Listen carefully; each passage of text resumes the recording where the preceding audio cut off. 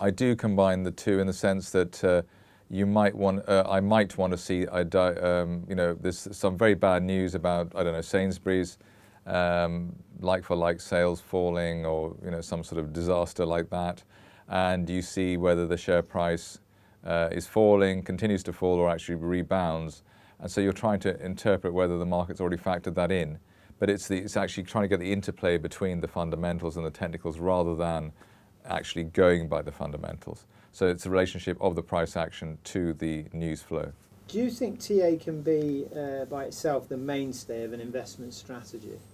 I think it can. I think the main problem with TA is probably that it's requires a lot of discipline, and it's very unforgiving.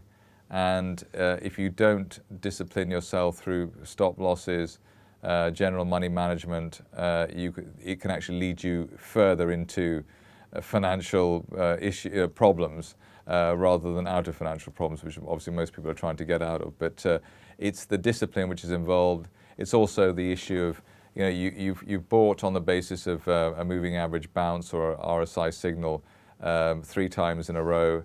It's failed 3 times in a row, and you don't want to, when there's the 4th signal, which might have made you all your money back and more again, you don't do it because you're too scared, or you just ignore it. You think that the system doesn't work. So it's the discipline and the emotional side, which is the main Achilles heel of technical analysis. With a buy and hold person buying Sainsbury's and holding the shares for 5 years or 10 years, they don't really go through such a roller coaster, and they're not actually committed to having to cut the position or take a profit or take half or just, they don't need to fiddle, and they don't need to have that emotional discipline problem.